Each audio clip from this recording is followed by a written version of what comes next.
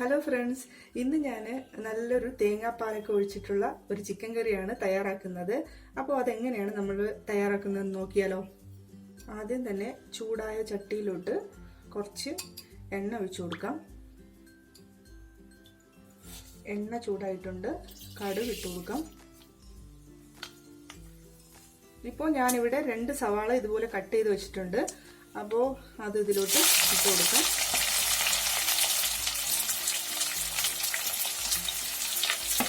പിന്നെ ഒരു 3 പച്ചമുളകുണ്ട്, അതുകൂടെ ചേർത്ത് കൊടുക്കാം.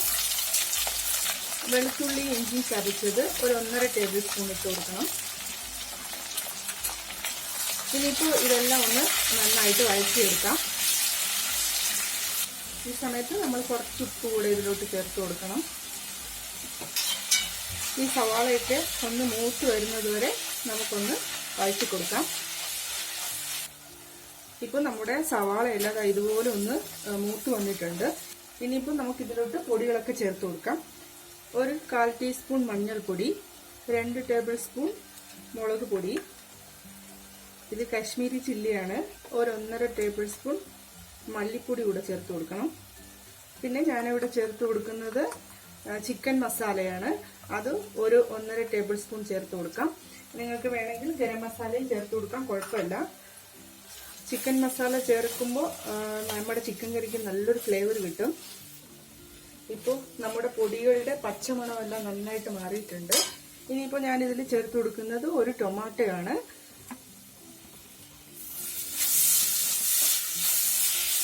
തക്കാളി ചേർക്കുമ്പോഴാണ് നമ്മുടെ കറിക്ക് ഒരു കുറുകിയ ഒരു പാകമൊക്കെ വരുന്നത്.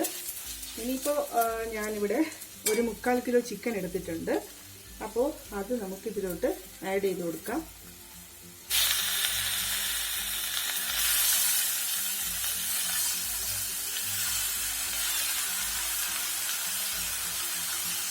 ഇനിയിപ്പോൾ ഇതെല്ലാം കൂടെ ചേർത്തിട്ട് നന്നായിട്ടൊന്ന് മിക്സ് ചെയ്ത് കൊടുക്കണം.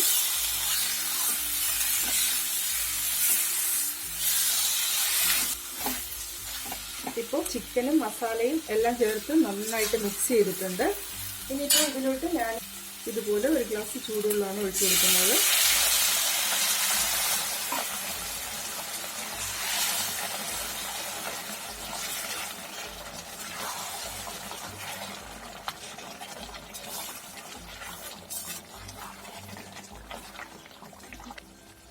കുറച്ച് ഉപ്പൂടെ ചേർത്ത് കൊടുക്കാം.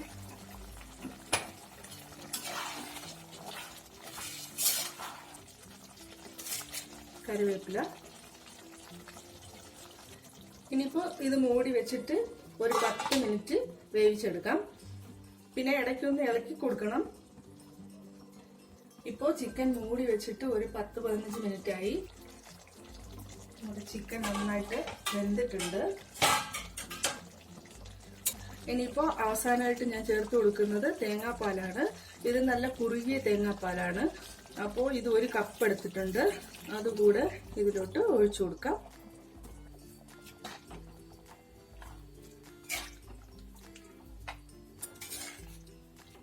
തേങ്ങാപ്പാൽ ഒഴിച്ചതിന് ശേഷം നമ്മൾ വീണ്ടും ഒരു 5 മിനിറ്റ് കൂടെ ഇതൊന്ന് മൂടി വെക്കുകയാണ്.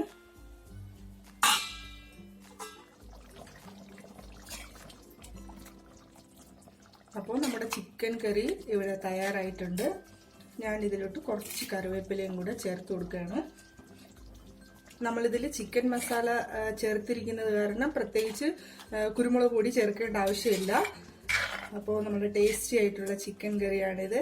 ഇത് പുട്ടിൻ്റെ കൂടെയോ അപ്പത്തിൻ്റെയോ ഇടിയപ്പത്തിൻ്റെയോ കൂടെയൊക്കെ കഴിക്കാൻ പറ്റുന്ന നല്ലൊരു കറിയാണിത്. അപ്പോൾ എല്ലാവരും ഒന്ന് ട്രൈ ചെയ്ത് നോക്കുക. ഇഷ്ടപ്പെട്ടാൽ ലൈക്ക് ചെയ്യണം. അതുപോലെ സബ്സ്ക്രൈബ് ചെയ്യാത്തവർ ആരെങ്കിലും ഉണ്ടെങ്കിൽ പ്ലീസ് തീർച്ചയായിട്ടും സബ്സ്ക്രൈബ് ചെയ്യണം.